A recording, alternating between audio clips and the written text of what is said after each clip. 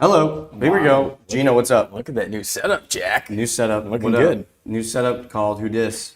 What is that? How does that go? New phone. Who dis. Yeah. Leveled up. Tuesday. It's the marketing news show, the breaking and entering show. It's all the marketing news you could ever ask for or want or need, Gino. I'm in the chat. I'm in the chat today on YouTube. If you're joining, if you want to chat, if you're watching right now, if you're live, I need to get off the screen though because I can't look at it. I'm but doing the same thing. I'm in the live chat, so I can hopefully see people, or I'll go back and forth. You're the moderator for today. Yeah, I'm gonna mod. see if I get rattled. That's gonna be the only issue is if people start making fun of me in the live chat, that will affect my performance. Immediately. I mean, if I was a commenter, I would try to troll as much as possible, That's the whole starting point. with outfits and just the way that we look. Mostly like things that I can't control. I think Yeah. is probably the route that you'd want to go if you were gonna troll. Yeah, cyberbullying. Cyberbullying. First, a comment at Thought Leaders, bro. What a setup. Bro, What a setup. Thank you. Leaders. That is proof that I'm in the chat, by the way. Yes, you are, Jack. Nice try on that. My hair looks great. Yes, it does. My hair looks fantastic. Are you but- just saying that? Or are you? Sorry, no, that was me. That was just me talking. Oh. But let's get into it, Gino, because last night we were at Ad Age A-List Gala. Do you want to talk about that now, or do you want to save it for the 2-minute drill? We can talk about the high level of it. We're going to get into the results of it later in the 2-minute drill. Yeah. But we were there last night. I sat at the Miramar table. They had an extra seat. Can you, for the people, the Ad Age A-List Gala, can you set the scene? Oh, yeah. Is that like is it a big deal? Do people care about this stuff? I think so. I think it's a great event. It's hosted in New York City every single year around this time. And you see a lot of creative agency professionals, the C-suite there, and as well as a couple brands that are winning big there. So it's a big gala, meet up there. Earlier, a couple months ago, Ad Age released their A-list of the top agencies in order. Yeah. And so they nominate and they celebrate them there last night, but then they also release some new awards like individual categories, campaign categories that people do not know about. Right. So they have a nice mix. system there. Yeah, it's a mix. You gotta get people to show up for something. Yeah. I think for me, being there last night, a lot of people call it a high school reunion. Yes. The ad industry, once you get, especially to like the executive level, if you stick it out in the ad industry and that go to different agencies, I imagine you just run into the same people. And even if you go to the brand side, there's a lot of brand side CMO people. There's a lot of, the campaign of the year award. There's like a lot of different things. So you just see the same people according to them. Felt like I was witnessing a high school reunion. It felt like I was the significant other of someone's high school reunion. For sure. But all in all, I mean, it's a good event. It gets people in the same room. And You said the VML the table. VML table. Thank you so much for having me. Shout out Rebecca Sullivan. Shout out Lisa Gruber, crew over there. And so, yeah, it was just a pleasure. It was a pleasure to be there. The bar was open.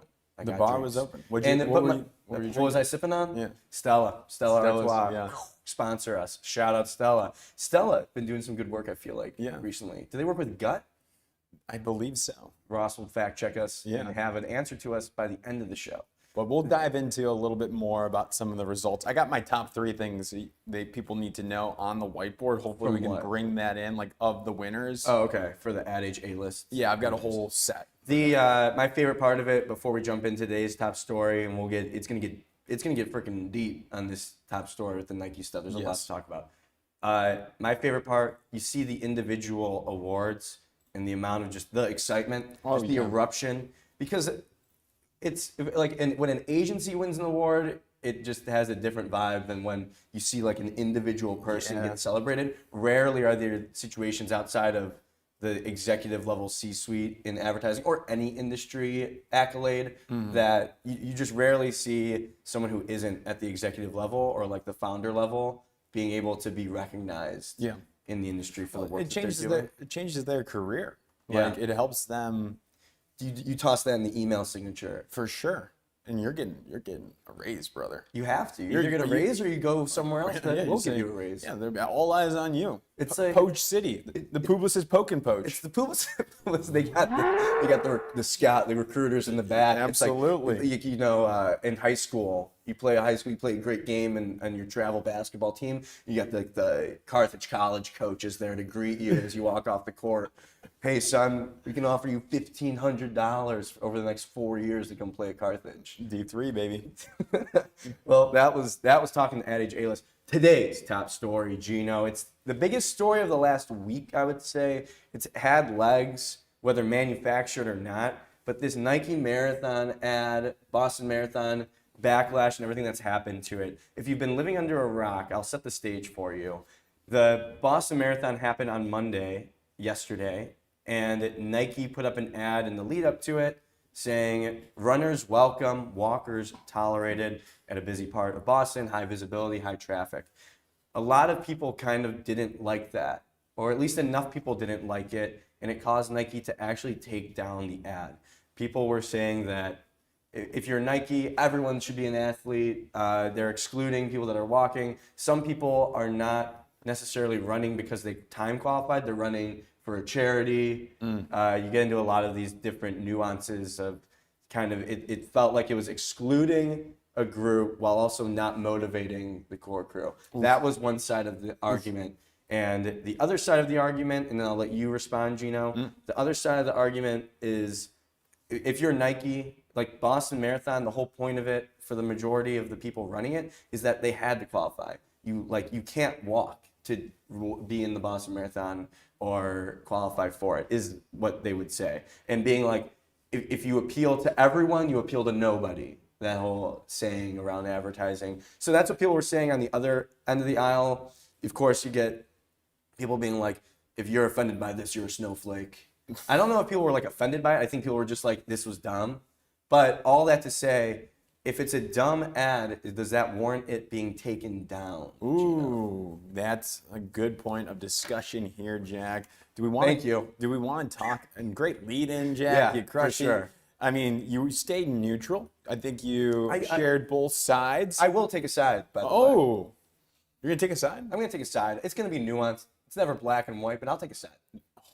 But what do you, keep going. Well, do we need to talk about some of the responses, the marketing responses from these other brands, Jack? Do we want to eliminate on fair. that? Yeah, that's fair. They saw it. It's part of the lead up. It was taken down, and then we saw also brands like On and Hoka, I believe, Asics. Yep. Most of these running shoe brands showcased a more inclusive messaging as a response to this, Jack. Yeah. So another, I liken it to the McDonald's CEO burger bite.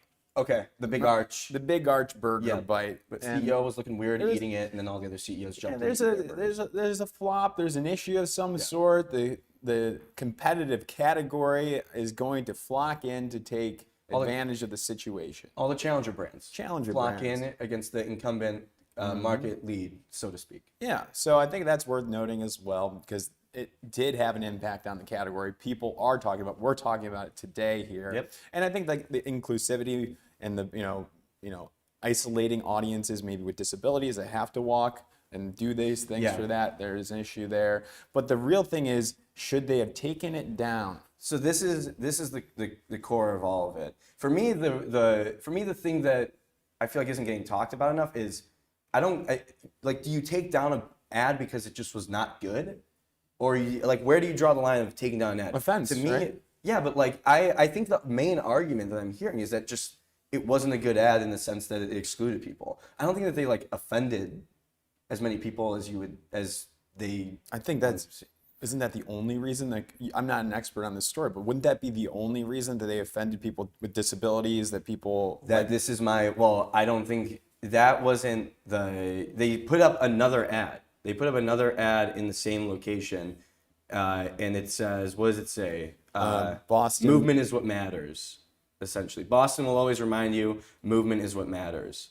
I think it's a stretch to say that saying runners welcome, walkers tolerated is somehow this majorly offensive thing to people with disabilities. Oh, this is your take. This is my opinion. And I think that to that whole point of you can't appeal to everyone. And I think maybe you can say that the ad, the copywriting wasn't good. You can say it was a bad ad in the sense there's a better word for tolerated, or there's a better word, same kind of concept but different writing. You can make that point, but I don't think that just because it's poor copywriting means that you should take down the ad. May I ask you to define poor copywriting here? Are you saying the ad wasn't good in general? It just wasn't Yeah, like it like wasn't clever or anything? Or are you saying it was offensive? I'm saying it bad in the sense that it maybe didn't accomplish the goal that they wanted to of motivating people while also like picking, because we see all the time there's so much of a movement towards being obsessive, like really training hard and going hard and being like into it and running and striving for something bigger than yourself. Not everyone can win. Winning isn't for everybody. Who said that? Winning isn't for everybody. Wasn't that a Nike ad? Yes. Yeah. So like that's it's not like winning isn't for everybody was like divisive in the same way that people are taking this to be divisive. So I think like the idea of it being offensive is one thing, but to say that they should take it down, I think is pretty wild. Okay. So they shouldn't have taken it down. Yeah. Interesting. Do you have any thoughts? No, I mean, I don't really know this too well, but my thing is like, I see both sides because the Boston Marathon to me is like this intense like moment. It's really hard to make that thing, and like that is kind of on brand, this villain arc that we've seen from Nike. We've seen it, like winning isn't for everybody. You can't win, so win. With the Super Bowl commercial, they are taking this like villain era approach, and to me taking that down kind of like goes against the brand positioning that you've been trying to build, that you've been doing a good job, you've been awarded on, and then you taking that all away just like shows a lack of integrity, if you will. I mean, I don't think I won't go for, like, say what you will, and maybe I'm insensitive, but I'm not going for the argument that like this is offensive to people that are like incapable of running, because I think that you could, I feel like if you have a brain and common sense, you can see that ad and understand what they're saying. Right, because the context of it being at the Boston Marathon. However, if it was a Super Bowl commercial and it was just a blanket statement in general, just universal statement for Nike across millions of people, yes, that doesn't make sense. Like, that would be offensive. Like, why are you taking that harsh of a positioning on a global setting? However, with the context of the Boston Marathon, the hardest marathon, I believe, in the U.S. to run or to make, I understand that. I just really like yearn for that villain. Like, how much did you feel when you saw that winning isn't for everybody? I loved it. Nike work, and you're like, yes, like they're standing for like that obsessive nature. But I think this one is perplexing to me, just in that all of it, and then them putting up a new ad. Yes. I don't know. It just feels like it's just a weird series of events. Is the issue social media? The fact that they had an out-of-home ad placed contextually at the Boston Marathon, in there at that setting, you walking around with your family, your friends, or you're supporting someone that's running the Boston Marathon, you might see that at the Boston Marathon, and you might actually, that's actually pretty good. Yeah. However, the fact that social media can amplify and show to all audiences outside of it, is that potentially an issue? I mean, I think that's for sure a big part of it. I mean, that's where the firestorm comes from. Yeah. And then you have everyone jumping in. Everyone can jump in and make a green screen face video without actually knowing anything about what's going on. And it truly was like when we posted about it, and people had very strong opinions on both sides, which like based on the fact, if you know that like Nike isn't trying to be combative, I think it's a kind of a good area or like platform to give people the opportunity to discuss like behind marathon culture, because there are like the marathon hardos, and then there's also like the people that are, everyone has such a different story when they come to the marathon for why they're running and why they're doing it. But I don't mind that one brand takes like wants to appeal to a certain audience. I guess you could, but like of course I would agree with the people that say you can appeal to a certain audience without like telling every other audience to F off. Like, but that is kind of what it felt like happened here. So I agree with the people that say like, yes, they maybe missed the mark, and you can motivate, winning isn't for everybody. Like they didn't say winning isn't for everybody. Also, everyone else is a loser, screw you. Right. So I can see like that. And I think like this is just what happens. Like especially marathon time, Nike does so many of these pieces of copy for out of home. We see it every marathon. They probably put out like hundreds. Oh yeah. And so I can see how one can miss the mark. I just don't love the reaction. I don't love the reaction to it. Would you approve it if you're the CMO of Nike or the VP of marketing for the Boston Marathon? This comes across your desk a couple months beforehand. You see walkers tolerated on a piece of a deliverable in a slide deck. Would you sign off? I sign off on it. And I would wager that if you were the people, I don't know what the goals are of Nike at this point, because by taking it down, they've brought infinitely more attention to it. Oh, for sure. So what was the goal? Because everyone tosses on their tinfoil hat at this moment and says, oh yeah, Nike knows exactly what they're doing. Like they knew that people would freak out if they took it down. But I never subscribe to those beliefs. No. I think that it's always about, it's always the simplest answer. Occam's razor. Occam's razor.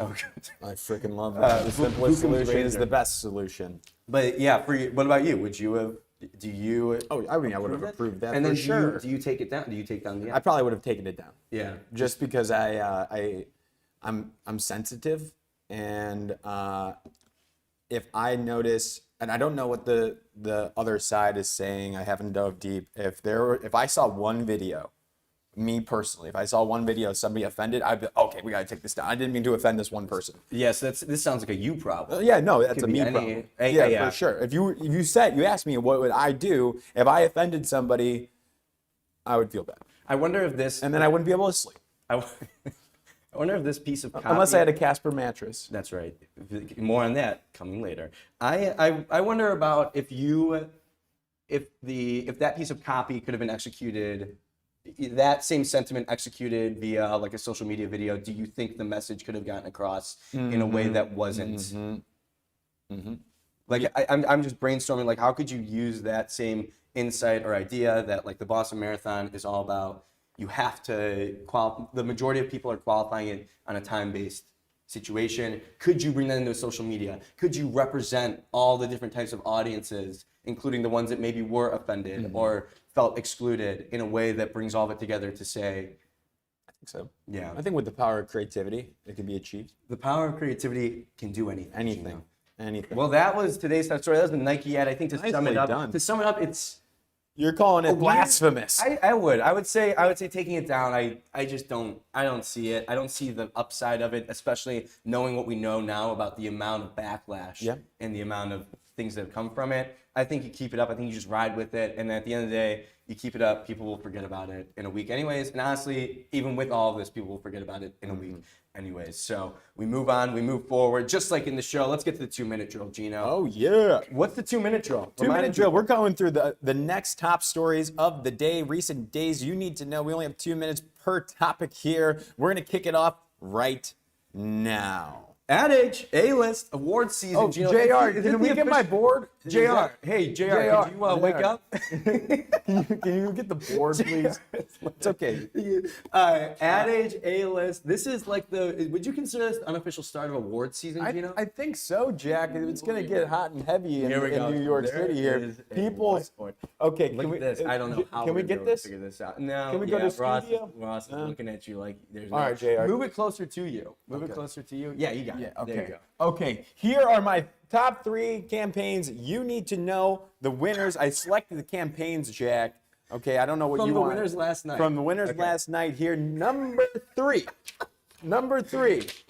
Film category. We were just talking about Nike, Jack. So win Super Bowl spot. Super Bowl spot. It was all first time athletes. Yep. First Nike Super Bowl spot. What? In 27 years, Jack, and that's how old you are. They announced it the day before. They announced it so late that they weren't even up for the ad meter. You know, it's crazy. That's Wyden and Kennedy there. They're no slouches themselves. That's right. You know, a couple blips every once in a while doesn't hurt anybody. Number 2, B2B campaign. Anthropic gets that best B2B. I believe that's Mother. Stay tuned for Jed Cohen later today. But that's the number 2 campaign that I think you guys need to know about. Number 1 is campaign of the year, ChatGPT. You see what I did there with 2 and 3, Jack?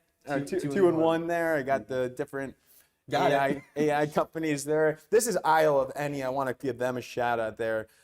These guys, brand new to the game, creative agency of the year as well. We talked at the Isle of Any with the crew last night. Great people. Thank you, Great JR. people. You did a Thank good you, job. JR. Great job. Round of applause for JR. Everyone, please. The one thing I want to note about that is, would you consider that Anthropic ad a B2B campaign?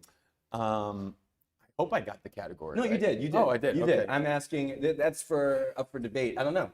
I don't know if I would consider that B2B. I feel like that Crosses both sides. because the ChatGPT, I guess, is very consumer, but Yeah. I feel like the Anthropic.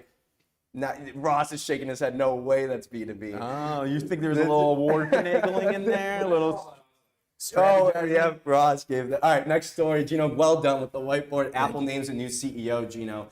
Tim Cook, who we know, he brought Apple from valuation, market capitalization of like 500 billion to 4 trillion over his tenure. And they bring in John Ternus, who's going to be the new Apple CEO, Gino. We talked about it last week. Apple bringing in more ad business, diversifying their ad portfolio. We unleashed the news that probably most people knew, but we didn't, that Google pays Apple $20 billion a year to toll booth. To be 20 million or billion? Oh, I don't know. That's a big difference. Oh, God, that's a massive difference. I feel like it might be. Oh, God, Okay. that's so bad. Just keep going. Yeah. Anyways, billion? It's a billion. Nice. $20 billion a year. Google to be the default browser on Apple products, Apple hardware. Speaking of hardware, this guy, he is a hardware dude. Like, he does hardware. That's his main thing. John Ternus, Gino, any thoughts? Listen, they're going back to the Steve Jobsian method of product era, Jack. I'm excited about it. Product, and then they had the Steve Jobs product, and I believe Tim Cook squeezed it and made it like operations, and now we're going back to product. He specialized in hardware, Jack, and I'm excited about that as well because your iPhones are your next upgrade, and hopefully you'll notice a bigger difference. Hopefully, we'll see. I mean, I like the idea. I want Apple to be the hardware brand. I want them to lean into it, especially they're kind of not really in the AI race, Gino. No, they are not. They're like at this point now famous for the least amount of capital expenditure when it comes to investment into AI. The one thing I would love to see is like, let's get Siri figured out. I think they're working on with Google on that one, Yes, Gino. with Gemini. So we'll see. I mean, you want a visionary. I want a visionary, Gino. I like it. I don't want Jack. an operator. We got I want a visionary. hopefully another Steve Jobsian era here. Am I allowed to stand up? Yeah. Am I allowed to stand up here? Here we go. Because I got something to say. This next campaign, I believe we're on Orchard. Is that okay? Yes, with Okay. Casper. I think Orchard as an agency makes like the cleanest form of advertising. If you study advertising, you gotta study Orchard. Cleanest form. Like in the purest form, campaign work, insight, execution. That's what we see with Casper and Orchard here. Good night, day. It's all about daymares, like not nightmares. Dayman. Dayman. Whoa. When you don't get good sleep, your days can seem like nightmares, but don't worry, no matter how bad your day is, you fall asleep on a good Casper. It spoke to me because every day sometimes feels like a nightmare. Yes. In some areas. I of had work. a nightmare that our big guest on Thursday, who will remain nameless, canceled. I had a nightmare last night about that. It's fucking embarrassing. But Casper, first ad campaign in 4 years, Gino. We talked about D2C. Is it the death of direct-to-consumer? Oh, for sure. With Allbirds and that whole fiasco, pretty much going from billions of dollars valuation to 39 million, like pennies, people.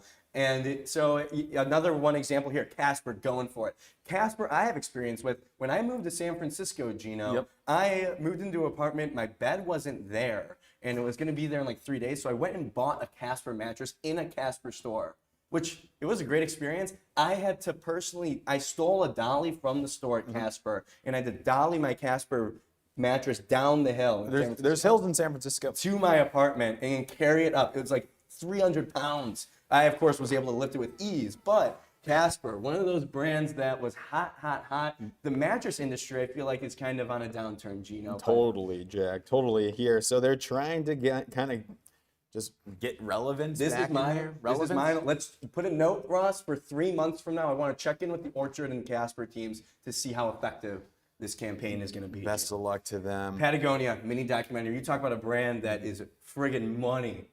money. They've been money. They've been money for decades. Can you talk about Patagonia? Okay, so Patagonia has a brand ambassador, Claire Gallagher. She's an ultra marathoner. She is. That's an interesting decision right there for Patagonia to have a brand ambassador doing ultra marathons. It feels like a Nike, like Hoka vibe there. But Patagonia has been working with Claire for years now, and she's pregnant. Congrats to her. She is pregnant now, but that did not stop her from continuing her passion to run ultra marathons and running outside, running outdoors. So they wanted to capture it. They, meaning Patagonia, captured this story and they made a documentary. I'll hand it to Jack. Yeah, I mean, it's a great documentary. It's very badass. I was talking about it. I've never been pregnant myself, Gino, but my mother has had 6 children. Wow. So I asked my mom if it would be harder to run a marathon or ultra marathon or be pregnant, and she said, Jack, I've never ran an ultra marathon, so I actually don't know the answer to that for sure, but I know for a fact. Shout out to my mom for birthing. Shout out to your mom. Shout out to everyone's mom. But this is cool because Patagonia, to me, the fact, and shout out Michelle Blazer because she pointed this out. Yes. She writes the Pollinator Substack. Go subscribe. She pointed out that she's almost thankful that they didn't wait to have this be like a Mother's Day campaign. No, if it's ready, let it rip. Like, let it rip. And also, like, Patagonia, you don't have to save it for Mother's Day. This is cool enough to be a thing on its own. And I agree with that. Patagonia, no promotions, no product launch. The logo in the YouTube video is the smallest possible logo. Love that. So Patagonia proves again and again that, like, you can build momentum for your brand by doing things that are just cool. How do you feel about Patagonia now after seeing this? Better. Like, I just feel cool when I engage in Patagonia content, and the content is performing really well on Instagram. They posted 2 reels about it. They've gotten close to 2 million views. It's their 2 best performing reels on their Instagram in the last year, based on my scrolling. So it works, Gino. It's great stuff from Patagonia. What's this next one we got? This is friggin' insane. Ross brought this to my attention. Shout out to Ross. It's a little satire here? No, it's real. The Onion has taken over InfoWars. If you know InfoWars, what's the guy's name?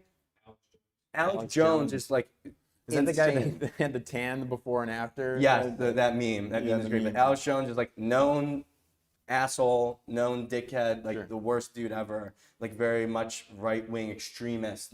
The Onion was able to now take over InfoWars. I think the whole thing, Ross, was that like InfoWars went into bankruptcy or something, and like I think that it fell into a situation where like they kind of were court ordered to you have to sell off these assets pretty much, or license them to someone else to like get financially stable. And so the Onion, of course, is like, we're gonna own InfoWars and turn it into a parody site itself, which is just so genius. And you talk about the brand of the Onion, it makes so much sense. Absolutely. Here, I mean, what does it say about media companies? Like, I guess InfoWars versus the Onion. Like, what can we? I mean, where do you draw the line of parody and real? Is like, because a classic meme that people will post is when there's a crazy headline, they're like, had to double check this wasn't the Onion. And the Onion, I think the Onion has done an amazing job over the years. It's one of the best brands in my opinion. Oh yeah. Because of their ability to speak to human truths through the parody. Absolutely. Every time you see an Onion headline, it's like, oh my God, yes. Like they do the best job of any brand, I feel like, of tapping into real life human culture with their writing. This is not a parody. No, this is real. Legit. This is legit. This is legit. And the Tetradon, what's the company? Tetrahedron. Tetrahedron. Do you remember? Did you ever watch Onion Sports Network? You remember when they went on TV? They did the Onion Sports Network. It was a parody of ESPN. They did it on like Comedy Central for like a year. Yeah. It was the funniest. Like I thought it was so funny. Look up clips from Onion Sports Network. That's homework for you all. Our last story, Gino. Drake is doing one of the craziest album promotions I've ever seen in my entire life. Ross, if you could pull it up, I feel like we can all engage in this together in real time. Yes. But it's like ice blocks.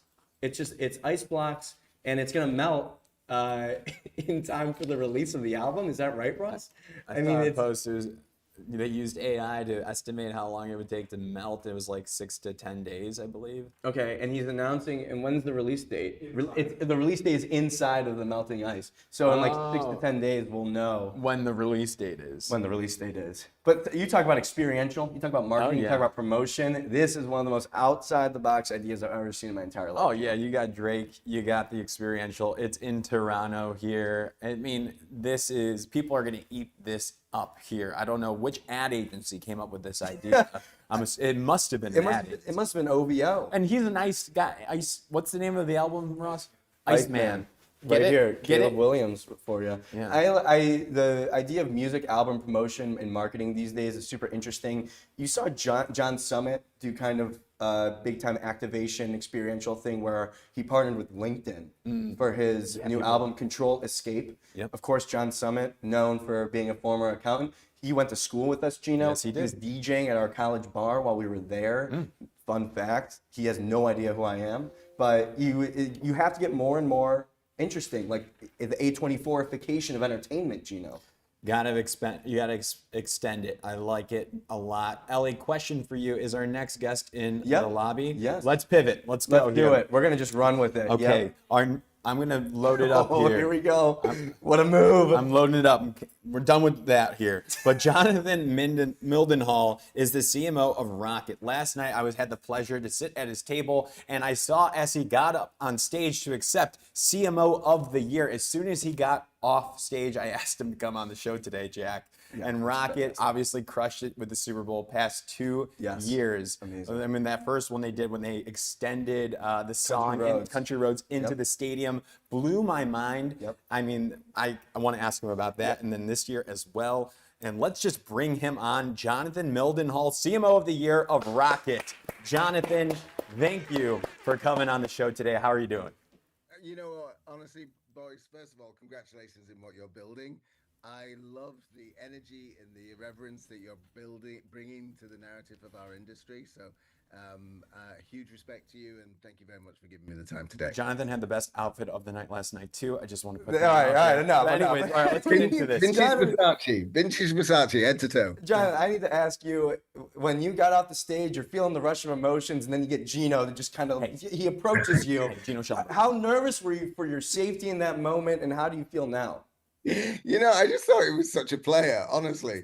You know, he didn't even say congratulations. He just said, come on the show. So I was like I've got to say yes, haven't I? Because he's such a bloody player. You get put in a very tough spot, and we use that to our advantage. But of course, congratulations, CMO of the Year. And speak to, why do you think that yourself, and of course, it's really, I'm sure you'll say this, an award for the entire brand. But I think you've had big ambitions for this brand. Last 2 Super Bowls have been outstanding. Can you speak to maybe why this moment has come for you and for the brand? Yeah. Honestly, I credit the founder of the company, Dan Gilbert, who founded the company 40 years ago. That guy thinks in the most audacious, without borders way. I mean, he was the first finance company to put mortgages online. Now every single mortgage company is online, but at the time that was quite radical. The guy is like literally single-handedly rejuvenating the entire city of Detroit. And he brought in Varun Krishna as the first external CEO to Rocket in its 40-year history.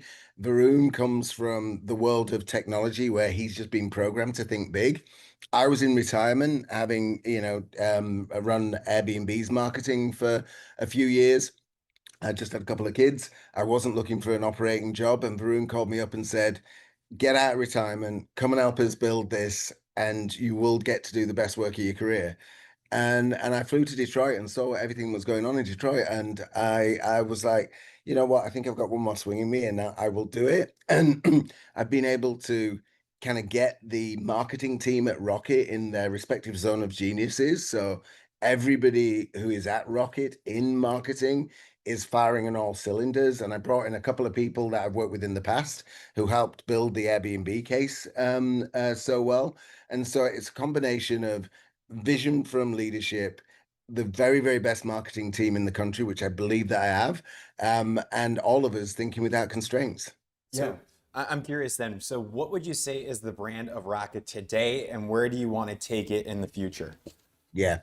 So, we really do believe that Rocket should be the most optimistic brand in North America and the most inclusive brand in North America. Now, why would you say optimism?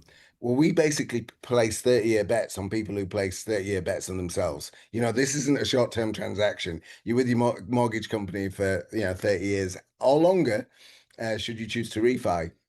And we want it to be inclusive because, home ownership, 92% of Americans believe that home ownership is good for the American dream. That is higher than education or healthcare. Now, being European, I think that is bonkers because in Europe you get healthcare and education above home ownership.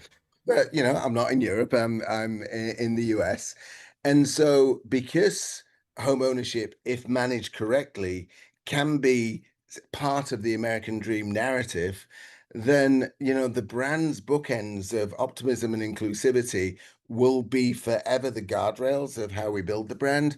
But then we've got this beautiful co-creative idea that was conceived by Miramar, which is own the dream. And so it's an invitation for all of America to kind of come together, not give up on the American dream. And it's up to Rocket to build products that create more access for people to take part in the American dream. But honestly, the vision is for more Americans to own more of America. And it's as simple as that. And that's really, really important work. Yeah, I have a kind of a big question, I would say. Let's go. Big It's a big question. question. In today's marketing landscape, everyone's looking at like engagement rate, quick turn conversions, and all that. When I hear you talk about the vision for Rocket, and of course the nature of it is long term. You're talking about a customer life cycle of decades, right? How do you all measure success and make sure that like you're still building that long term vision and still measuring that like on a day-to-day basis you're moving in the right direction if the customer life cycle is such a long tail? Yeah, it's a brilliant question. And here's the truth. If we manage Own the Dream right, Own the Dream could become one of the most valuable assets in marketing in North America, up there alongside, Airbnb's Belong Anywhere and Nike's Just Do It. That was the vision. So Own the Dream should outlast me. Now, in order to make that happen, Own the Dream has to serve our short-term goals. Nobody gets a free pass. Every dollar that we invest this quarter needs to be delivering the financial results for this quarter and laying the foundation for next quarter and next year. So every single CMO and every single leadership team has to manage this, relentless paradox between short-term profitability and long-term value creation. And I truly believe with the vision under Varun and with the core creative idea that is serving both Rocket and Redfin, that we have the tools in place to manage that tension. But it is a very, very real tension. So what advice do you have for the other CMOs out there that might be listening, marketing professionals aspiring to be in a position like yourself? What advice do you have for them? I don't believe that enough marketers truly love the brands that they serve. There isn't a day that I go by when I'm not wearing the Rocket brand. Normally I'm in a Rocket t-shirt, but my Rocket t-shirt, I slept in it last night. It's a bit grubby. And that means that when I'm in front of all of our partners, when I'm in front of Meta and Pinterest and iHeart, I get them to believe in my brands. And I get them to put their very best creative people on my brands. And as a result of it, the way that Rocket and Redfin show up on all of these platforms, in all of these different media channels, it shows up with greater native authenticity than a lot of other brands. And so the first is just believe in your brands. The second is believe in the people. And so our relationship with Zenith, our relationship with Miramar, our relationship with DKC, the PR agency here in New York, they're true extensions of my team, and I feel that the marketing industry is relentlessly punishing the agencies that help them be successful with short-term thinking on contracts, with, really aggressive approaches from procurement and fees, which means that the agencies can't recruit and retain the top talent on their business. I am very, very sure that every single partner that works with Rocket puts their very best people on Rocket. And as a result of that, I get a disproportionate share of creative intelligence.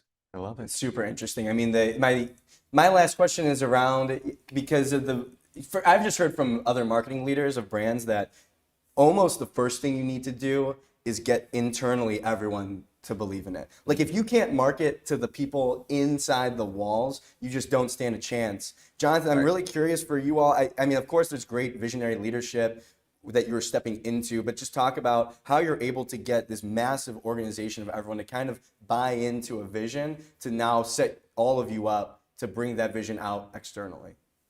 Jack, you're absolutely right. Honestly, it's as if you'd been in the shoes of so many CMOs, those who have succeeded and those who have failed.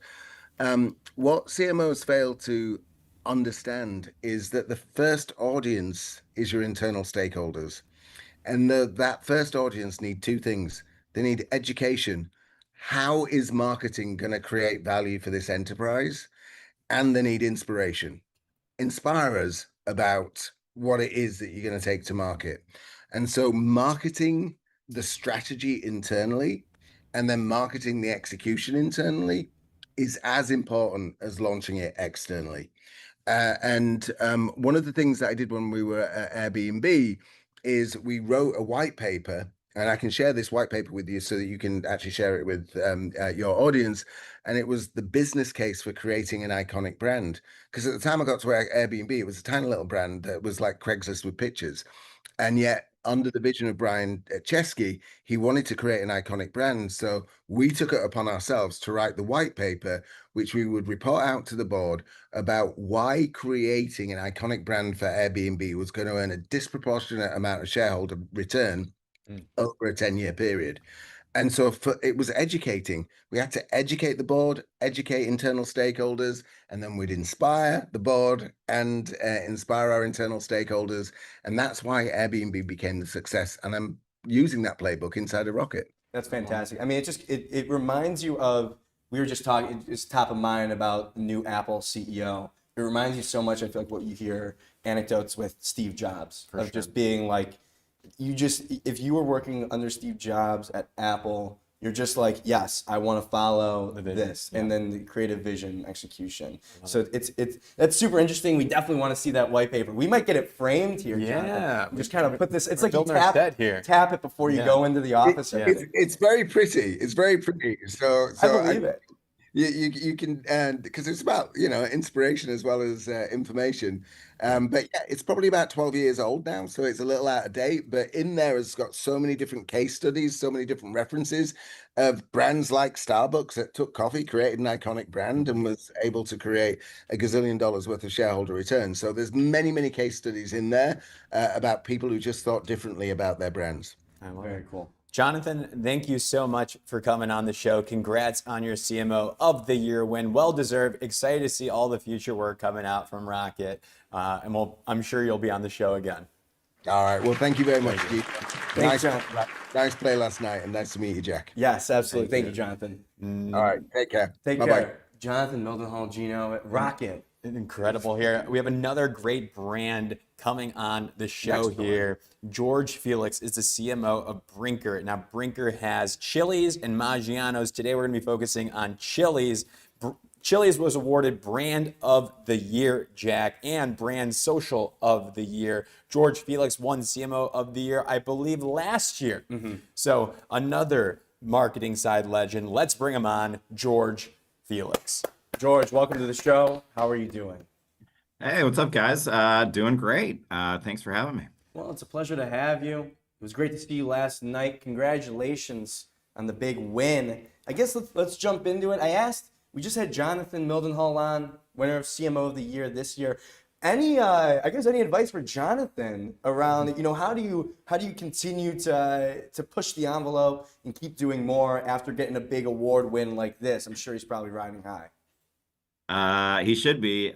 He's incredible. I don't think Jonathan needs any advice from me. I think his career speaks for itself, and he's crushing it everywhere he's been. So seeing what he's done at Rocket's pretty incredible on top of all the other things he's accomplished. So very well deserved by him last night. So George, we want to get to know you a little bit better. What would you say is like your marketing leadership style? There's schools of thought, I'm sure, from different CMOs. What do you subscribe to? I'm a big believer that creativity can solve business problems, and so that I'm just really fortunate to have worked with a lot of great people in my career, and so I think I learned that early on. My first marketing role was an assistant brand manager on Old Spice back in 2009. Oh, So like the wow. first thing I worked on was the Smell Like a Man campaign, and so working with great agency like Wieden and Kennedy and great people at Procter and Gamble, that kind of set the tone for me that like with the right partners, creativity can solve business problems, and I've tried to carry that through all the stops in my career. What a first job. Well, I mean, it's so interesting because you think about that campaign and how much, like, at that point in time, marketing has changed because you and Chile is obviously awarded for it this year for the social media work that you all do. And obviously in 2009, I would say there probably wasn't a focus on building the social media page to drive business results. But George, I feel like Chili's is kind of all in on that. Can you describe what the strategy is and kind of how Chili's thinks about social media under your leadership?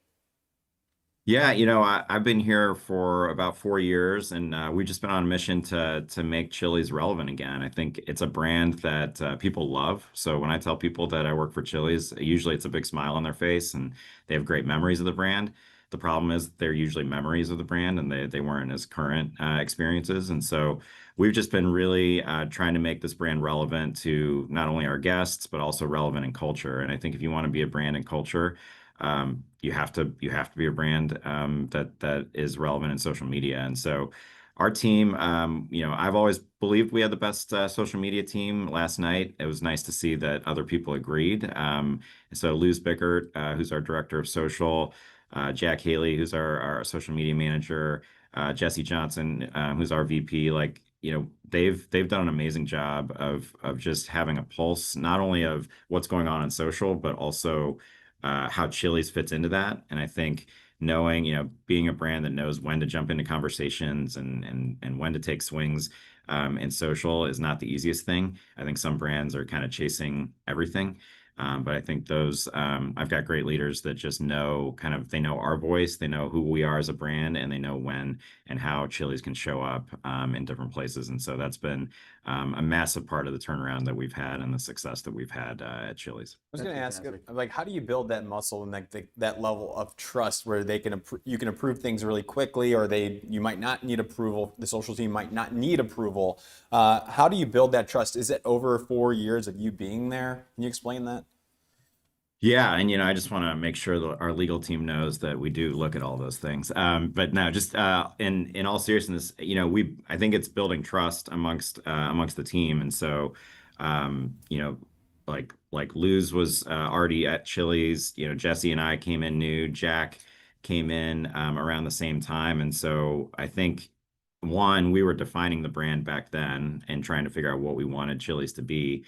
And then you just kind of start to learn how to work together, and we understand where those guardrails are. And I think they know when we need to move fast on things. We know how to do that. We have the shorthand. We have all of our partners that are important that they're looped in to know, and we know when the risks are, and we can quickly kind of make those calls. But I think the biggest part is having a team like them that that I can trust, and I know that they understand where to put Chili's and where not, where we don't want our brand to show up. I want to quickly shout out George. We messed up the name, our whatever systems that we're using. We do know that your name is George Felix and that you're the CMO of Chili's. I want everyone watching live right now to know that we do know that. But Well, I I want to appreciate make that, sure Jack. I'm glad you know that. Thank you. Yes, of course. Nice- But the nice graphic, call we're out. working on the graphics, George. It's a whole thing. It's a constant work in progress. But I want you to know that We know. we know that, Yeah. and now I want everyone watching to know that we messed up. Hand up. Gino, you just Hand up. hand up accountability. George, I'm sure you appreciate this level of accountability. as well. Right away. It's deep accountability. I would expect nothing less from you guys. Yes, So. thank you. Yes, so we let's did flip that. Going back through the past year of either work that campaigns you've done or social like moments, what stands out perhaps in the process that when Ad Age was reviewing, they selected Chili's as brand of the year. What activation stood out to you this past year? A few come to mind. It's been a fun year. So to be able to think of like these different varied ones all happening in the last year is pretty awesome. So a few that come to mind. One is we actually opened a Scranton branch of Chili's, which if people, obviously fans of The Office. Know Chili's has a deep part of that show, and the Dundies taking place at Chili's, and so the problem was there was actually no Chili's in Scranton until we opened one. And so the really fun part about that is instead of just opening a restaurant like we normally would, we partnered with our development team to actually make this kind of a time capsule going back to 2005 with tons of Easter eggs for fans of the show. And so you go in there and it's like exactly like it was in the show, and everything down to the art, all the stuff. It's the only Chili's in America that sells the Awesome Blossom. So it's like it's incredible, right? And just to be able to do that and partner with people from the show to launch it, and now see people making pilgrimages there, and all that was just it was so fun to get to do that with an actual physical asset. We've been on a mission to really show that Chili's is the best value in the industry, and we've been going pretty hard at fast food because I think fast food has kind of broken their promise to the country of they're no longer the best value, and so we've been just finding different ways to do that through our advertising. But one fun thing we did last year was we opened up a thing we called fast food financing, which happened to be right next to a popular fast food restaurant right here in Union Square, and prices have gotten so high at fast food that you actually need help now to afford it. And so we opened up a financing shop where we're going to help you buy your next drive-through meal, but also try the 3 for Me, which is the best value in the industry. So you can't beat it. A nearly half-pound burger, fries, bottomless chips and salsa, bottomless drink for $10.99. Can't beat it. You can't beat it. You cannot beat it. Can't. Oh God, I have 2 such good questions. Oh, two man. incredible Go. questions. First one we can probably get out of the way quickly. Why is it Chili's Grill and Bar and not Chili's Bar and Grill? Good question. Really good question, Jackie. You were not joking. That's a great question. You're gonna have to ask Larry Levine, the founder of Okay. Chili's, Doug Brooks, some of these guys that started back then. But Chili's, we like to be a little bit different, a little different. So I appreciate you noticing the difference there. Yeah, I But, did, and I just wanted clarity around that. But I'll ask them. I'll make sure to keep Yeah. that in mind when I run into them. My other question is, I think you talk about just Chili's being able to really have success over the last few years, and you came into a position and you've had a ton of success and have led a big time, really a turnaround for the brand. I think there's a lot of CMOs, a lot of brand leaders that might be listening to this that are going to be walking into situations where they are tasked with coming in and revitalizing, bringing growth to a brand. Is there any advice that you have when it comes to walking the situations where you're tasked with a big time Herculean type of effort that you need to figure out? Yeah, a couple things come to mind. One, I think I personally, I believe just the way that I was taught and trained, you got to have like really like clarity on what your brand is, like the brand positioning, and really define that early on. And then I think from there, it's like just like to me, part of my job was changing the culture when I got there, and so like understanding that marketing can be a driver of the business, and to really build the trust internally to do that, I work really closely with our operations team. So we're in restaurants all the time. We have this saying, marketing brings our guests in and operations brings our guests back. And so we know that we have to work really closely together. So I'd say like, for a marketer, for a CMO, just knowing that your job doesn't like kind of stop just within the traditional definition of marketing, but like, I think CMOs are in a unique position they can impact a lot of things across the business. And so for me, learning about operations, we do all the culinary and beverage innovations. So we're down in the test kitchen, behind the bar, all that stuff, which might not be traditionally part of marketing, but it's made me a better business leader. And I think it's led to the results that we've had. Yeah, especially something like consumer, like where I mean, everyone's experience with the brand comes by going into the restaurant, especially Chili's. I think Chili's is uniquely in a position where people want to go and sit at Chili's and eat at Chili's. Yeah. Like that's part of the experience. And I think, I don't know, Chili's is so interesting to me because it has just like culture in Chili's. I don't know. And it's like, how much do you take credit for that, George? Or like how much of that is just really like, I don't know, it's just the beauty of life and like just people tend to latch on to random things and you can't explain it sometimes. Like how much of it is manufactured versus just spontaneity and almost something you can't feel or touch? I think Chili's like is a amazing brand, right? I think people just love this brand. It's a 51-year-old brand. And so like walking in, I think there's a lot to work with. I think it had just not, like we just needed to remind people almost why they love Chili's. And I think you're spot on. I think there's also like right now, people are looking for places to go and hang out and like have, connection with other people. And so there's no place in America that you see people of all different walks of life more than just walking into a Chili's, and you can see all ages, all demographics, everything. And I think that's, we love that. And like that's awesome. So we had a lot to build on. So, I can't take all the credit for that. I think it's more we've just, been trying to figure out how we remind people, but do it in a modern and relevant way. And then my last question, Jim, before you can ask anything you want to. George, is there a go-to menu item for you right now on the Chili's menu? Like if we're going, because I guarantee people are listening to this and they're going to start getting a little bit of a hankering. They're going to start getting the group chats fired up. Let's hit Chili's this weekend. It's right around lunchtime. Yeah. What do you recommend right now? Well, you can never go wrong with the triple dipper. But I'm going to tell you guys, last week we just launched what we think is the best chicken sandwich you can find out there. So it's called the Big Crispy. It is absolutely incredible. And so you can get it in the 3 for me. But there's also 6 varieties of it. So if you like a sauce sandwich, you can get the honey chipotle. I would recommend that. We got a deluxe. We've even got a spicy. So I would get the Big Crispy fried chicken sandwich at Chili's. It is, you can't beat it. Gino has a beef. We won't say the other brand's name, but Gino has a beef, no pun intended, with a fast food chain. Won't eat there. We have beef. We have beef with fast food chains too. We should talk. We should talk. Speaking of, did you all jump in when there was the big controversy around a particular CEO eating a product from the menu? We did not need to jump into that. Our CEO is very comfortable eating any of our burgers or the new Big Crispy, but we didn't need to jump into that one. Yeah. We did take fast food to court last week in New York. We did take them to court. Oh yeah, can you explain that? What was that whole thing? Because I saw a bunch of stuff on social media. I saw a long line happening. Yeah. Big line down in Union Square. We put up food court. We took fast food to court over tiny, overpriced chicken sandwiches. We've had enough of it, and so Chili's had to do something about it. They were found guilty by many juries over the course of a couple days. Real court case. A lot of evidence was shown. Justice was served and eaten in the form of the Big Crispy. So it was pretty great. It was long overdue, though. I mean, it's of course. Right? Justice is served. Is this at the same location as the fast food financing? It sure was. Still available. So interesting real estate strategy there, but still available. If you rent the apartment above this place, you're probably like, what the hell is going on? These Chili's keep just popping up here.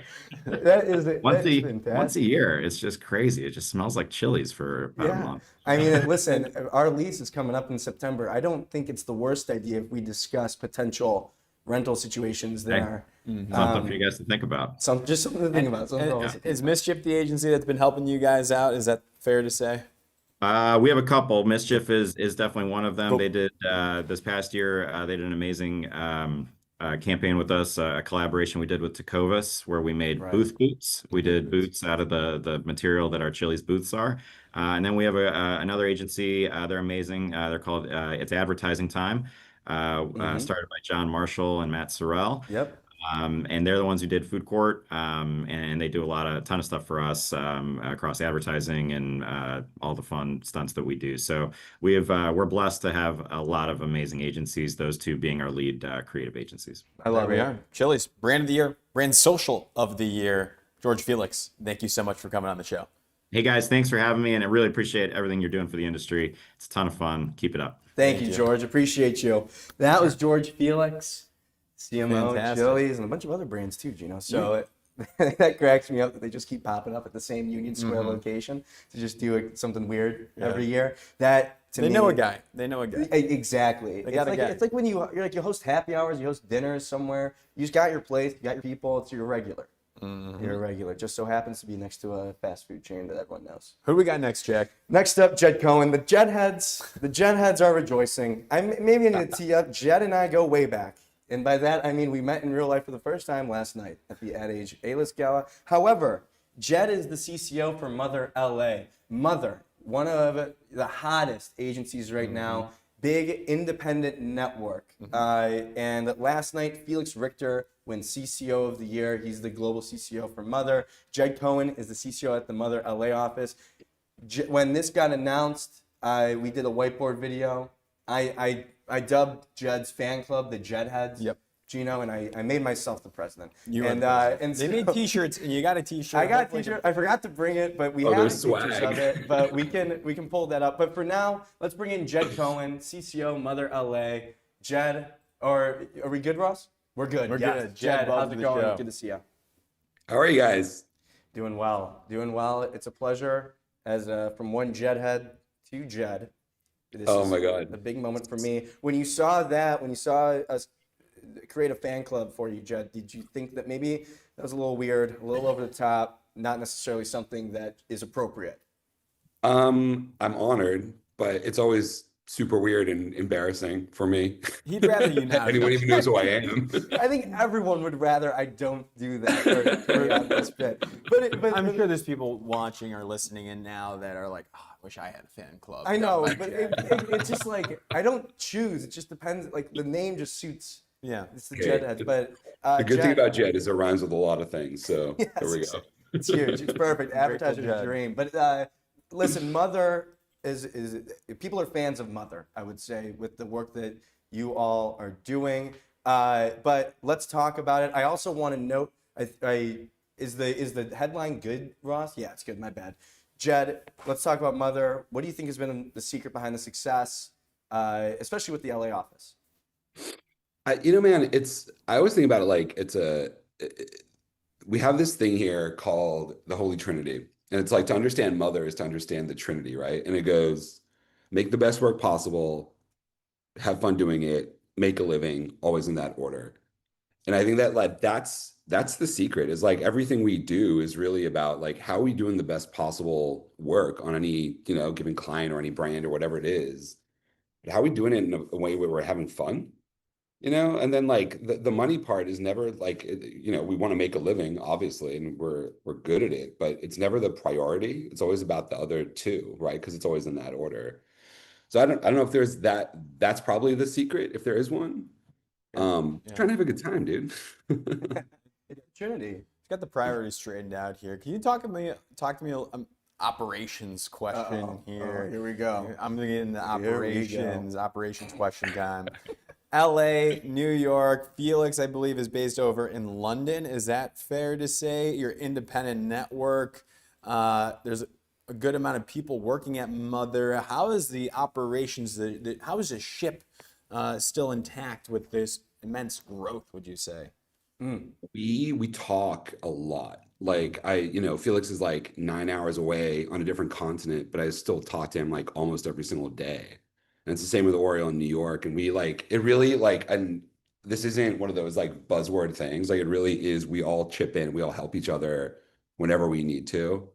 So like, really it just comes down to, we are in constant communication always with each other. And that just makes it easy because I think everyone's just cool and we're friends and we're all trying to do the best thing possible. So there's no like agenda. It's all just like, how do you make good ads and good work? And Yeah. pretty much that. That is, I guess I'm curious about the way that working with clients, because I feel like there's some clients that, and you can correct me because obviously I don't know, some clients that are kind of working directly with certain offices, but then maybe some other ones that are global, where like you do take advantage of the fact that you have this global network and you can get people from different offices to help out. Is that like kind of how it's split up? Like there are some clients that are more global clients, or can you walk me through how Mother thinks about resourcing, I guess? I'll take Meta as an example, right? Okay. So like our London office works on some Meta projects. Our LA office works on some Meta projects. Our LA office supports London on some Meta projects. And it's, like Uber is same sort of scenario with New York and London. So I think like what's good about Mother is like we've been around for a long time, and it's like independence at scale, so we're not like because we have these multiple offices, we're actually able to take on big global projects that way, just by virtue of the resources that we have in the different offices in different locations.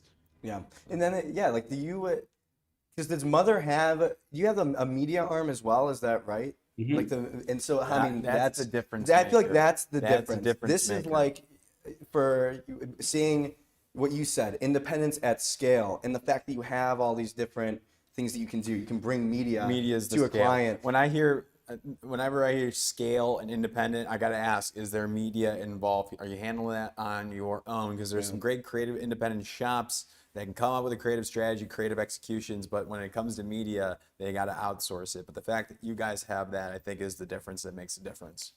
Yeah, it's a huge difference. And again, it's like we have this whenever we start whenever we're introducing ourselves, there's this quote from one of the founders. It's like, what's the point of being independent if you're not going to do something interesting with it? And that's sort of the point of that. So there's like probably 30 companies within the Mother sort of sphere. Some are like product incubators, some is like just venture into capital. There's like a film division, there's media, obviously. We have an amazing design company, Mother Design. Mm-hmm. And it's sort of like we offer a lot, like I guess going back to your point, like that's the independence at scale part. Like it's we're not just the agency, like we're a full stack comms company, Yeah. So buzzwordy. I hate myself for saying No, that sometimes. come on. You've been doing Listen, great. they're buzzwords for a reason. I want to ask you about the Mother LA office particularly. Is there a piece of work or a campaign that you all have worked on the last year or since you've been leading the office that you think defines that office? Because I can name a few, but I'm curious what you have to say. And I know there's no house style, but if there's one thing you want to just get out there, now you can. I'm a huge video game nerd. Like I'm a gamer. I've had the fortune in my career of working on a bunch of video game launches and titles, and I think Battlefield to me is sort of peak us in just the fact that we trolled the entire gaming universe, and and the clients were so brave and took, not that they took a lot of convincing, but like they kind of believed in it too. We worked with them the entire way through, and it set the gaming world on fire. Battlefield became the #1 game launch of last year, which was like an impossible goal that we set out at the beginning, and like it's that, and like I love the way that the film was Was the crafted. execution on that one? Yeah, but Jed, walk us through the execution for that. So like if you think about like the way that game marketing exists in the world now, it's like become like very celebrity driven, very like like you can play as like Beavis and Butthead in Call of Duty, right? Like Yeah, I like all the Fortnite stuff. which I'm not knocking, by the way. Yeah. Right, it is. No, it's fun. But like the funny thing is like some of the games that it started out as like really gritty, like military sort of games. They got like Fortnite inside them, and Battlefield's whole thing was about like we're gonna basically make fun of the entire current market of gaming, right? Which is just like having this like gratuitous celebrity cameos. And so we worked with Zac Efron and Jimmy Butler and an MMA fighter, Paddy Pimblett, and Morgan Wallen. And we set up this whole campaign like they were going to be the stars of our marketing, and the entire like Battlefield community just lost their minds. They're like, "Oh my God, you guys suck! Like this is exactly what we didn't want to see. You're trying to just be Call of Duty." And then we launched a commercial, and all those celebrities died in the first 5 seconds. And then like, the Reddit comments were awesome because they're like, my favorite was whoever did this marketing deserves a raise. And I sent that to Felix. Immediately. Like, yeah, so I really like this comment in particular, Felix. It was very interesting. It's just weird. Just randomly. I just randomly took a screenshot of the comment section, and this one was the top rated one, but that was just based on my feed. But that's that's cool to hear. That's a great like risk taken by the brand. You guys walking them through it. I love that example. So yeah, it's props to you fantastic. guys.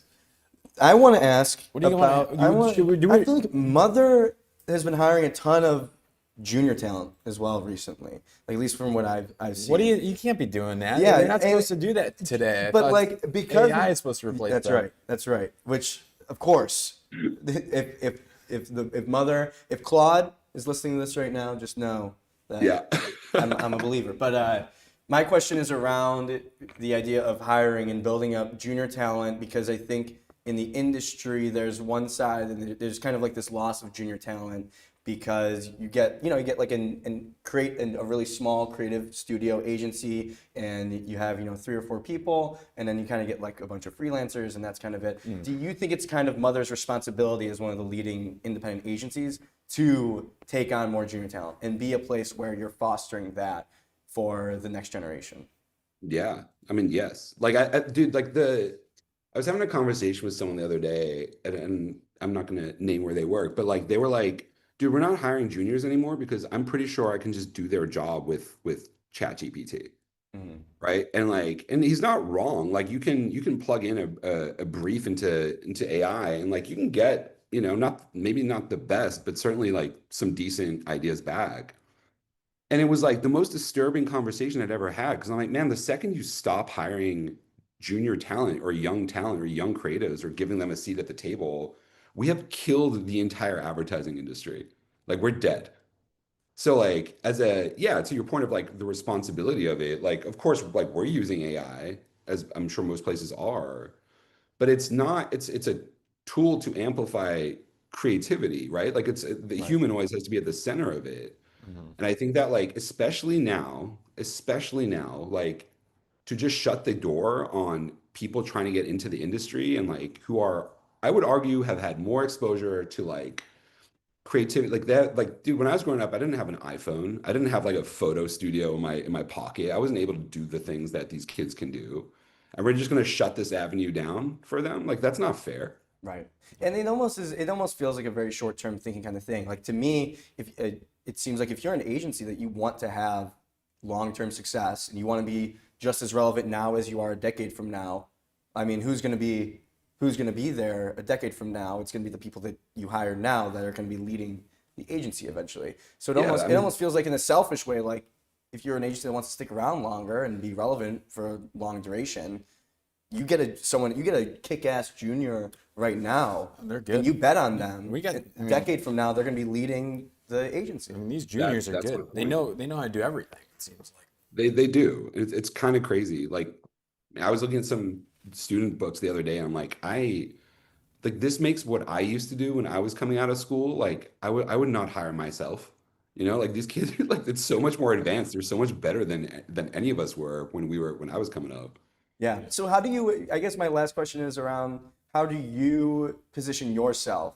If you kind of, allow juniors, maybe the people that might be a little bit more culturally in tune or whatever, or closer to the work, where do you position yourself, Jed, as a leader and like putting them in the right position? Like, where do you think that you add the most value? Or broadly speaking, where do you think CCOs add the most value for their agencies? In regards to like specifically for juniors or just in Just general? and maybe just in general, just like as leader, like maybe not being as close to the work as you were Yeah, on an execution basis. man. I think that like, if you ask any creative in advertising what they want to do, their answer is going to be, I want to make great work. Mhm. And you're like, I want to win Cannes Lions. And you're like, no shit, dude. Me too. All of us do. Like, walk into any agency on the planet and ask them what they want to do, and they'll be like, we want to make great work. Yeah. So then you have to ask, why do not a lot of places make great work? If that's everyone's goal, why is that not the thing, right? And I think that like great work is, to me, it is a byproduct. It is an inevitable outcome of a creative culture. It is the place like it's why you have like, like Mischief and Droga and Rethink, like all these like amazing agencies. Like it's not like it's the culture within that agency. And to me, that's what a CCO needs to be mostly focused on. It's like the standard of that work, like that work's got to be good. Like that's a given, right? Like that's that's table stakes at this point. But to me, it's more about how do you create an environment where every person in that building is absolutely dedicated to going back to that Trinity thing, to making the best work possible and supporting people in that mission, right? So it doesn't matter if you're in strategy or production or account. We call them mothers and mother. Like that's your work too. And so not just the creatives, it's the entire building has to be focused on that one thing. And as the CCO, that's my job, is to make sure everyone is focused on that one thing and make it as fun as it can be. Fantastic. The Jedheads are. I was going to ask, what's the next meetup? Yeah, the Jedheads are organizing your, an IRL. your representation for the Listen, Jedheads. I think Dude. This is your at first this meeting. point, I think, you know, I don't think it's been done enough. We're gonna do a Jed lookalike contest Yes. at Washington Square Park. It'll be the Jedheads. We'll get together. We'll all hang out. We'll wear the T-shirts. Yo, when I get back to the office, I'm going to get bullied so bad for this whole thing. This is like kind of You're like done for, buddy. it's like the whole vision of the live show is to inevitably get people so that when they go back into their offices, done for. everyone else has some ammunition to Yes. use. Yeah. To mess with. Absolutely. But Jed, we really do appreciate you coming on. Shout out to Mother. Shout out to Mother, you, Jed. and appreciate you being a good sport as well, and letting the Jed heads exist in peace. Hey, I appreciate you guys so much. Thank This is you. awesome. Awesome. Thank you, Jed. But That was Jed Cohen. That's a good moment for you, Jack. I feel like It's been a long road. I'm a fan you know, too, I want to say. But yes. not a super fan Right. like you. It's not, you know, it's the burden I carry. I think that I don't know. It's a lot right now. It's a lot. It's a lot right now. It's been a long road to Listen, getting to this point. our next guest is the creative director of the year, and he works at Rethink. Name pronunciation. I got Xavier Blais. Xavier, yes, he's giving me two Yes, thumbs up. Xavier. Xavier Blais, noted one of the cooler names That is a of all cool name. time. But what's even cooler than that is being named Creative Director of the Year, which was what he earned last night. What's cooler than that is being creative director of the year at the #1 agency listed by Ad Age Yeah, too. it's a lot to dive into. I'm looking forward to it. Let's just bring him in. Yeah, why not? Xavier Blais, welcome to the show. Xavier, what do you say, Xavier? What do you say? Guys, you nailed it. First off, I know there was some texting happening with Tara in the background to get the pronunciation right. Again, I expect nothing less of you. First off, I do want to shout out the decor and Yes. the fact that this was meant to be. Okay, Gino, look behind you and then look at this. Oh, it's a Yeah, Oasis. baby. Look at wait. that. Oh yeah. Oh, Oh, yeah. my gosh. Yes, sir. Where do we begin? What's your favorite Oasis song? Oh my God. It's phases, but I've been I don't know why. I've been listening to whatever a lot recently. I How's don't that know. one go? Yeah. I don't know. I can't. I don't have it off the top of my brain. But I'm not singing. Who's I- got I'm it? not Sing singing. it. No, Who's gotta sing it? we don't need that. So, Xavier, This is my question show. for you. I can ask the guest to sing. Question for you. Ignoring. Xavier, I want to ask about you win Creative Director of the Year. I was saying earlier, I think the coolest part about like the Ad Age, the whole event, is the individual awards, because I think that they're for good reasons probably. A lot of times whenever something happens in the industry, it's usually an accolade that the agency gets as a whole, or it's like the founder or like the top of the C-suite. But when you see individuals getting awarded, it feels very cool. So for you, what is that feeling like in an industry where it is a lot of times about just the whole agency? You get a moment here, and I know you're going to be humble, and I know all that, but try to just let us know what it feels like. It was very flattering, first off, but it does feel like, when you have a position of creative director, I think you're also representing, the teams that you work with every day, because your name is on a lot of work, but these teams, they do the work. So it is a great individual honor. I will keep this. This is great. Oh, let's look at that. I don't know if my partner will authorize me to put this in her office, but I might win the argument. No, I think it's also a shout to every team who works their butts off every day, first and foremost. So I'm happy to represent them. I love it. So let's talk about some of the work. I think looking back the past year, you were the creative director on some amazing work. What were some of those pieces that you feel like got you to this spot today? I was fortunate to work on IKEA Sleep Talkers, where we got people to sleep at IKEA, recorded 90 hours of footage of them sleeping and talking in their sleep. And what we did is we use this soliloquy, pardon my French, as reviews for the mattresses, which made for a really funny video. Weresh the bungee. There's one about a dolphin. But yeah, so that was yeah. So I think that one took us over the line. There's a great so shout to Nick, Jordan, Justin, and the whole team on that one, and then one from the Montreal office where I am based and where I'm right now for decathlon. It's called No Returns Resolution, where we removed the return policy on one item to help people commit to their resolutions.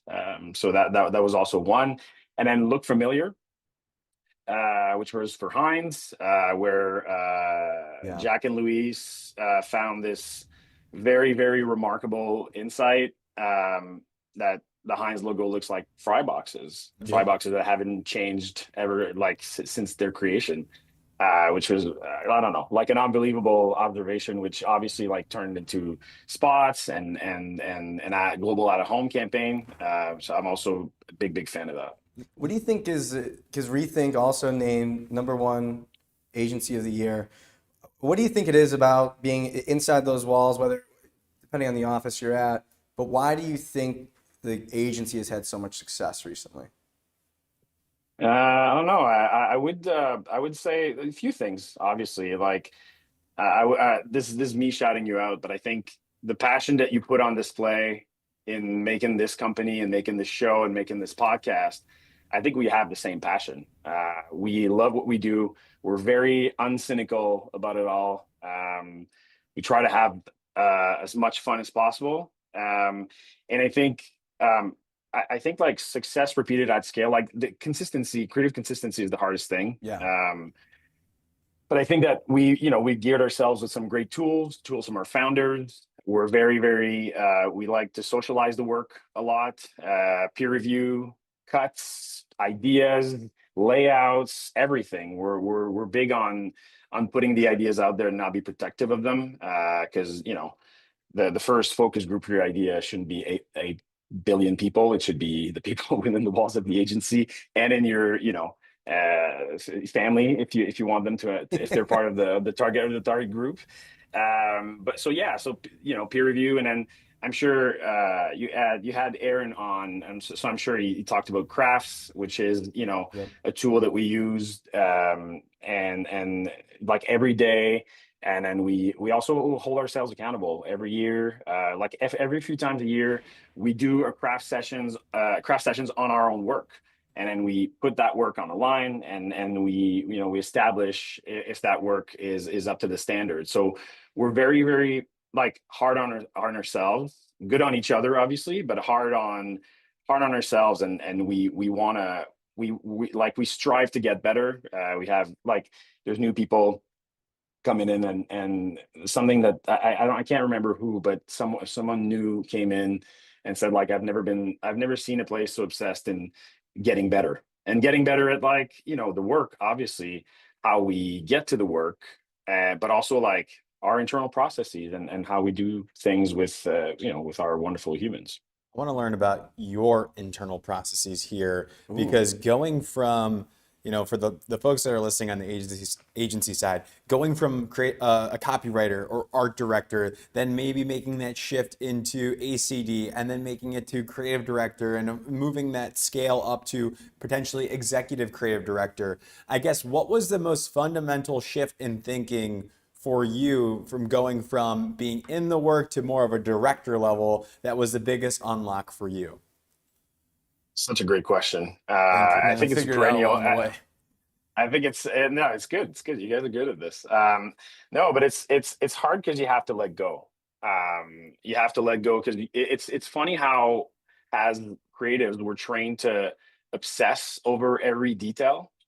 But when you get to like a CD position, you have to like think about the big picture a little bit and help sell the work. So it's as if like there's an interesting dichotomy where if you're a good creative, you usually get to these positions, but I would argue that it's not. These are two different jobs. Yeah, you need to have the credibility of the first to get to that level, but then this is an entire new skill set. Like being able to give feedback is I believe an art. That's why crafts takes some of the subjectivity, because like I had CDs where it's like where the feedback was like, I don't like it. So and then there's not a lot to do with that. So I think being able to give feedback and tell teams why the work doesn't work, and try to get to the best outcome possible. I think, but it warrants, like, it needs a lot of deprogramming, which is ironic a little bit. I like that. And that's a good lesson for us, Jack. I know. Well, I was Because gonna. it's a quick lesson is instead of saying why you like or don't like something, it's like, why does it work? Why does this not work? Oh yeah. It's like when we're yelling at our Yeah, when I employees. scream at everyone. My question, it might be dumb. I don't know. No. I want to ask about, how do you decide whether or not something between you liking it and not liking it or feedback versus it just might not be for you, but it's actually the right thing to do. Do you know what I mean? Like, just because Absolutely. there's so many things Absolutely. I think, ideas that, like, maybe I don't like the idea, but how do I decide if that's because it's I'm right. just on the minority and that it's the right move? I don't know. I'm sure there's like no real answer for that, but I guess, what have you learned from all of that?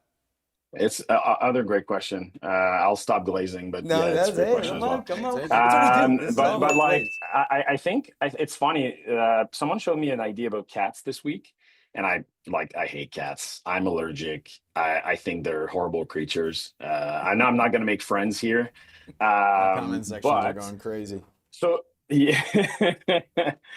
What are we thinking, chat? No, but honestly, like, on a more serious note, I knew I couldn't appreciate the idea, and this is where peer review comes in. Like, if like, the idea of peer review is not to, like, address every individual piece of feedback. The idea is to, like, is there like a tendency, or is like a direction where people are gravitating towards, and that's the direction you have to follow. If one person mentions it, it's an anecdote. If two people mention it, you have to start paying attention. And if three or more people mention the same thing, you probably need to change it.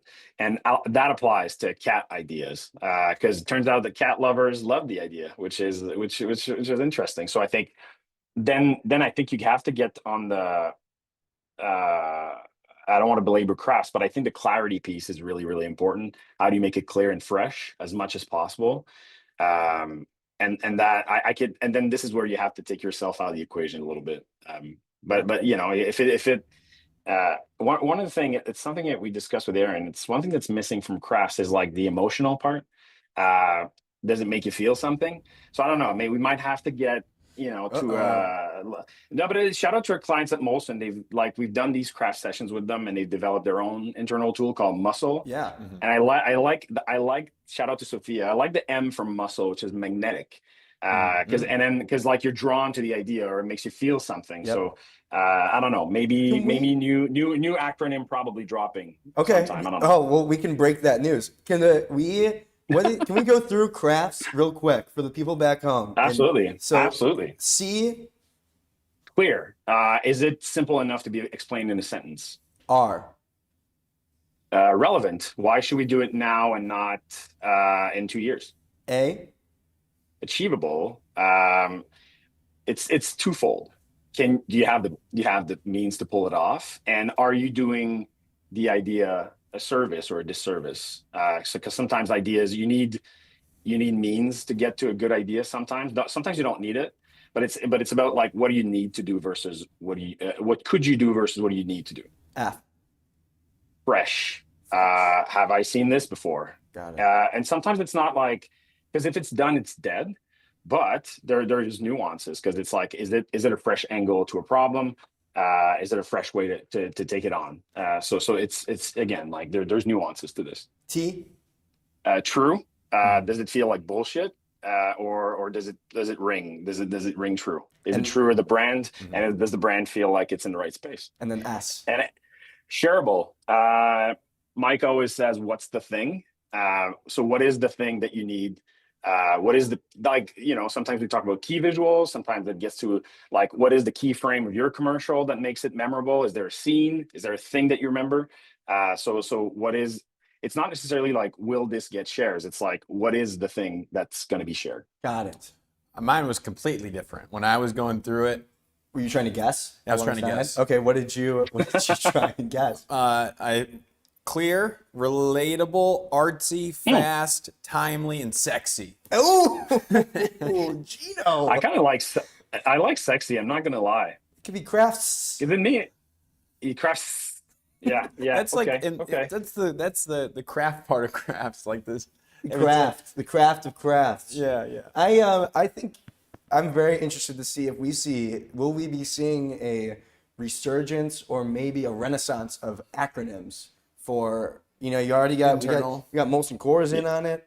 I think We should add you on our Slack. We should add you on our Slack. It feels like everything's an acronym. But I mean, just use I theirs. can't keep up. We don't have to- keep up. I don't come want up with our new one. We could just use theirs. Yeah, we just steal theirs for sure. It's already done. Yeah, that's easy. I think that it's so easy to hear that you all have an acronym to be like, oh God, like that's so lame. But then I think hearing you talk about it in the way where it takes the subjectivity out of it is kind of like, okay, I understand the reason behind it. I think there's so many, everyone wants to use an acronym. We try to use acronyms all the time here, and it doesn't stick because we're just kind of like, It's the leadership's problem. Like, we don't stick with it. I mean, I've tried to do this in my agency job. It's like you have to just pound it, and you have to get into everybody's brains. You got to hang it up on the wall. Every meeting, every manager needs to do it in their one-on-one meetings. It is a crazy task internally to line people on one acronym. That feels very lame in the moment, probably. Oh, man. It feels very lame, probably, But to do it. But you if it become works, it number one works. agency, number one creative director. I agree. It could feel lame, but leaders are repeaters, and if you repeat something, enough, it sticks. And it's not necessarily about being dogmatic. It's just a lens to guide feedback more than it is like, are you checking all the boxes? So I think that's an important nuance. That it's is not like a, yeah.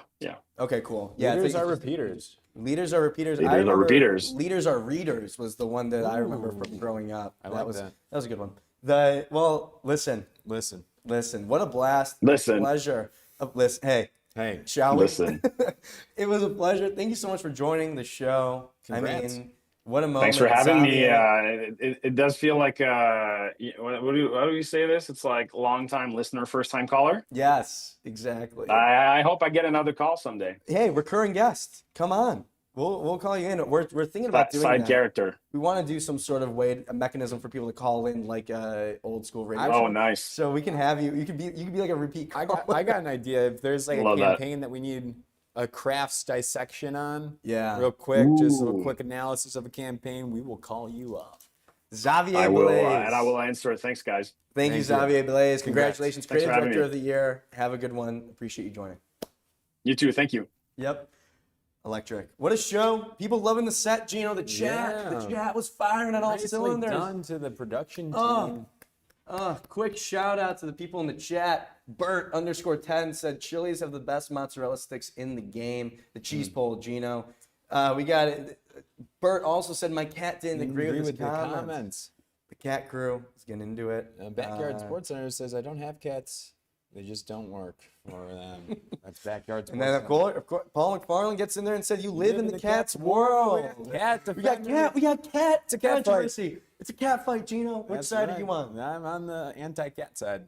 Really? Yeah, I'm Are allergic. you allergic? Yeah. So just not by choice? No, I think I like the animal, but I'm allergic. Can't have them. If you weren't allergic, would you be a cat person or a dog I person? don't know. I don't know. Oh, dog person. Okay. Oh yeah, you said or dog. Oh yeah, dog. Listen, that was the show. What a show we had, Gino. A lot of incredible guests. The chat was firing on all cylinders. Shout out to the chat. We're growing Shout out to the this little chat. live watch party here. Live watch party. We go live Tuesday, Wednesday, Thursday, starting at 11 a.m. Eastern time. You can come to expect this level of just banger guests and topics and discussion, just getting you fired up. I always suggest to people, have us passively on your third screen. Yes. And have the volume low. And if something catches your earwaves, Just do a little reverse. just or reverse, or just tune in for a little bit. What did he say? You didn't like cats? Is that what? Where you And then just yeah. take a moment. Yeah. What do you think of the set too, Gino? The I mean, set's oh my looking God, good. the I'm production looking. crew. Let me check it on the YouTube here because you can watch this a lot. And look, we got some shifts going on. We got Oasis here. Could be better, of course. Good. If you gotta go through the crafts. I mean, I love the. What are we on? Are we on the? There's the world of difference. It's actually insane. I want to be able to stand up. I tried to do a stand Yeah, up. you can stand up now if you wanted to. Okay. Here we go. And Gino will be taking one small step for man. Oh, here we go. Here we go. Do you have scoliosis? Well, no, I just don't want to miss the. Here, you just stand like that for the rest of the show. I want to call out. We messed up a little bit with the George happened with Felix. that? The scenes were mixed up. I think it's because of the fact we had to do a little rescheduling that the scenes were a little out of order. There's a little bit of that. Ross just shoulder shrugged. It's okay. We talked about it. George was okay with it. We squashed that beef live on the show. Oh yeah. So if anyone was tuning in live and saw that, We're never gonna get George back on again. it's something that we have to live with, but we took accountability for it, which is Yes, all that we did. matters. And we're learning every day. Do I want to kick it? Ross just got back from Copenhagen. Oh yeah. Ross was in Copenhagen for a week on a top secret content mission. Is there anything you can share that you want to share, Ross? Nope. Yeah. If you want to say it really loud. Nope. Nope. Anything you want us to relay? Yeah. Let them know that I'm excited to. He's excited too. Ross is Out. excited to get the Yeah. content Yeah. out. Had a really, And he had a Really really, good. really, Had a really nice good time. time. learning. Really nice time learning. He's excited to get the Content content. that's gonna come content out, and he had a really nice time learning. Can you hear me? Yeah, hey, Oh, Ellie, there's how's it Ellie. going? Testing. Yep. Testing. What's up? Ross, anything else? Hey, I mean, that's mostly it. I had a nice time. I was busy. Spent a lot of time with the school DMJX, and then visited a couple of agencies as well. Y'all will hear more about that. Went to Nord DDB, Market Square. I went to Worth Your While. And yeah, it was incredible speaking with everybody, hearing their insights from the industry, the students looking into the industry, and Heck yeah, We're more to excited. share coming soon. We're excited for it, Ross, and congrats on breaking and entering overseas to the fine people of Copenhagen. What did you think of the city of Copenhagen? Did you have a chance to get out there a little bit, mix it up with the locals? I was working so hard, I barely had a lot of time, but there were in between passages of enjoyment. Enjoyed a Guinness at Kennedy's Irish Bar, chopped it up. Of course, with the when in fans, watching Copenhagen, why not go to Yeah, the Irish the bar? PSG and the Liverpool game, watched some of that. But yeah, loved walking around the city. It's very easy to get around. People talk about the New York transit, but the Copenhagen transit, come on, it was wonderful on all ends. Wow. Speedy, clean, feels more advanced than the New York subway. It's a There we go. newer system, so that There we would go. make sense in that regard. But it was wonderful, very easy to get around. And, Fantastic. How did you think of the production of the show while you were gone? Yeah, JR kind of stepped it was in there great. for Yeah, you. I was tuning in. fantastic. I was talking to the chat quite a bit. I noticed our stats. We had 250 messages. I think 235 of those were from me in that one stream. We were Right. going back and forth in the chat. Maybe me and Ellie both 230 of those. Thank you for the engagement, Ross. Yeah, for any time. I mean, it was worth engaging with. So Thank you. yeah, great Same, content. Right back at And you. This new setup with the cameras is looking pretty nice. We got the Gino, the Jack, the studio. Really easy. Can you just keep going back and forth from Yeah, Gino and yeah, Jack as fast yeah. as Let me hit him with a wipe. Oh! Mhm. You like that? Yes, that's staying. That's Yep. sticking around for That's sure. what I'm saying. Ellie, anything from you before we end the show? I'm really amped about the setup. Tomorrow it'll be even better. More to come.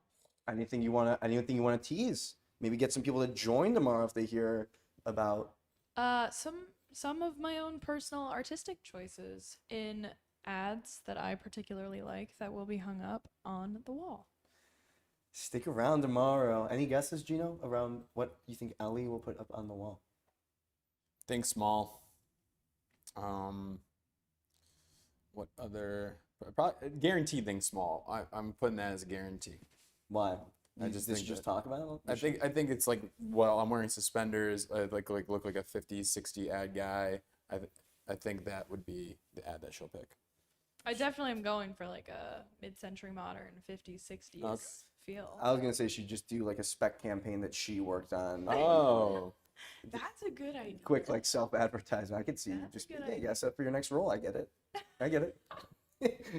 Genius. Ellie's got a QR code to her portfolio. just put your Venmo. It's even better. That is better. You don't have to work. I like You just that get the idea. money. Well, shout out to the whole team. Ellie's back there. Ross, Quincy, Quincy, JR, JR, Jonathan is helping us out too. It's a great crew. Appreciate everyone tuning in. Best episode yet, Gina. Nicely done. I'm going to call it best episode yet. We had a loaded cast and crew. We had Jonathan Mildenhall, CMO at Rocket. We had Jed Cohen, he joined in. We had George Felix, CMO for Chili's. And then finally, Xavier. we had Xavier Blais, the creative director of the year. If you missed it, we're going to post it all. It's going to be on YouTube, Apple, and Spotify. And we're back again tomorrow at 11 a.m. Eastern Time on LinkedIn, X, and YouTube. Have a great rest of your day.